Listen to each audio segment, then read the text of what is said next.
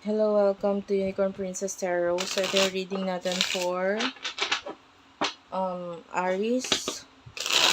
Pick only what resonates. General love reading to, guys. Pwede kang makarelate, pwedeng hindi. So, kung hindi ka makakarelate, huwag mo ipilit. Yun lang yun. No? Kung gusto mo, pwede ka naman magpa-personal reading. Jing Tarot Reader, yun yung friend ko. Pwede sa personal reading. Pwede mo siyang i-search sa Facebook. And then meron din akong email, uh, virgophilippines@gmail.com. And I also do have Facebook page. Ayan, ma-assist ka ng mga admins ko kung gusto mo magpabook ng personal reading. Madam P. Pero hindi mo ito masa-search. Ang i-search mo hashtag Unicorn Princess Tarot. Walang spaces para mas madali mo siyang makita. Then let's start what we have here for the sign of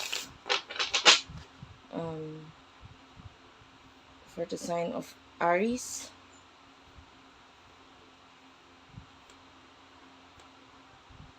Okay. Wait lang, guys. Okay. Sorry about that. Anyway, this is for the sign of Aries.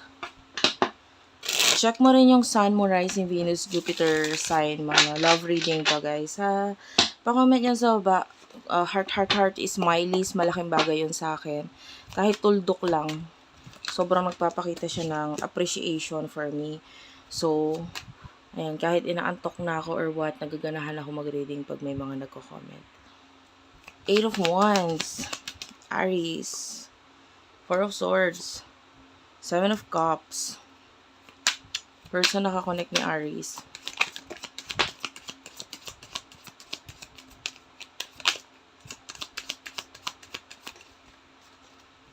Knight of Cups, 2 of Pentacles, and 6 of Swords. Aries, you are a fire sign. Sa ngayon, this is a time na hindi ka dapat nagmamadali. I mean, kahit yung family or,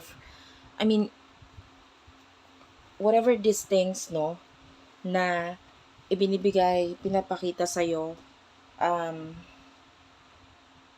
kailangan bago ka magdesisyon, pag-isipan mo muna 100% kung gusto mo ba talaga yung isang bagay or tao. Okay, I can see an offer. Well, yung ibang Aries sa inyo, nakikita ko naman na hindi ina-accept si offer kasi may iba pang gusto. Pero, some of you, pwedeng, kahit hindi mo gusto kasi pwedeng maobliga ka pagdating sa maybe your friends or family. They are the one na ipupush ka na gawain or ipush ang isang bagay na hindi mo naman talaga gusto. So, because of that, pwedeng, the advice for you is, wag magmadali. Ikaw dapat sa sarili mo ang may gusto nito dahil ito ay, thing na pwedeng pagsisihan mo kung hindi mo talaga gusto yung bagay na ito. So, or mo muna, all in all, wag ka muna magmadali. You are a fire sign. So, ng Aries, alam natin talaga na doon yung mapusok mong energy, talagang ikaw ay magmamadali. Yung iba dahil sa pressure or whatsoever.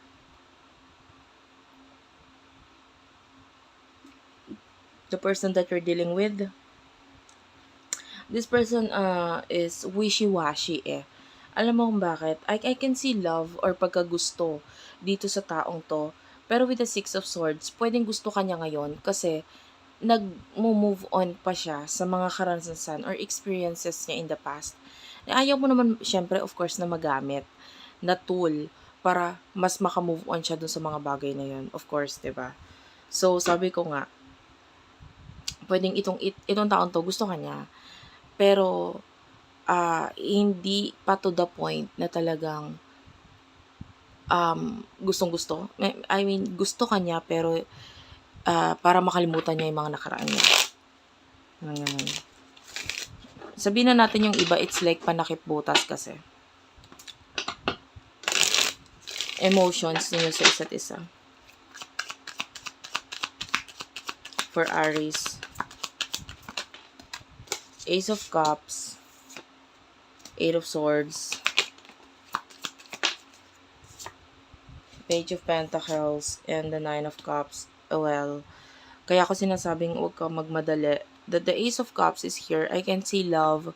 Yung iba, kung mahal mo na yung tao, as much as possible, with the Eight of Swords, kung masyado pang naging mabilis yung love na ito bago mo ma-experience.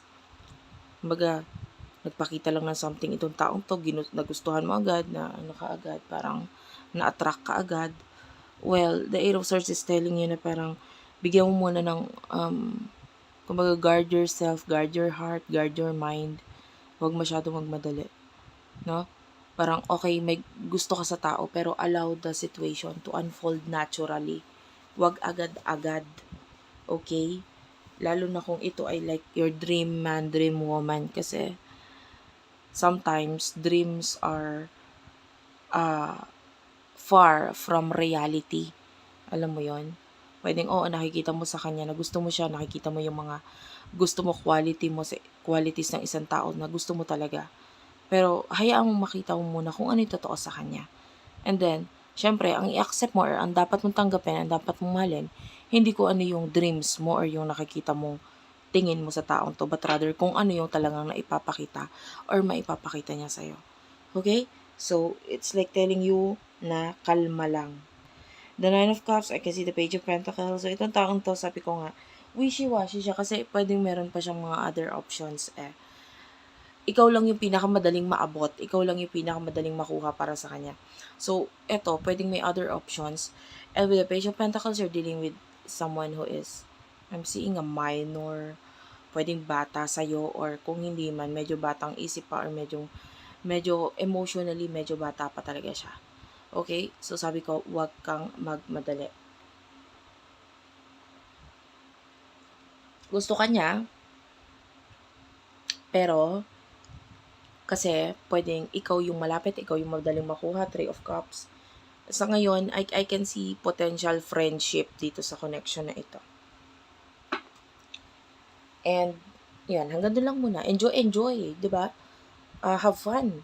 Sa connection na ito, enjoy mo lang. Huwag magmadali. Future for Aries. What do we have here in the near future for Aries? Ace of Wands, King of Cups, King of Wands. What's with the King of Cups and King of Wands?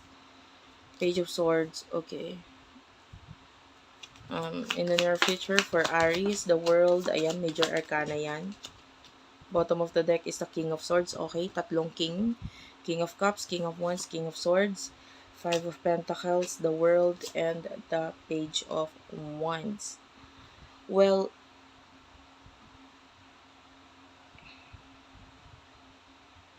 with the Ace of Wands, I can see in the near future new beginning para sa'yo. Page of Swords. Yung iba new beginning na may kinalaman sa child or children in your life. Itong tatlong king na ito, ayan na may tatlong ace pa tayo dito, which is an angel number 111. Okay? Yung sinabi ko kanina na huwag ka magmadali about love or what. Kasi nakita ko ng other people na paparating sa'yo and pwedeng ito, this could be people na medyo matured. Pwedeng itong person na rin naman na ito, yung isa sa kanila.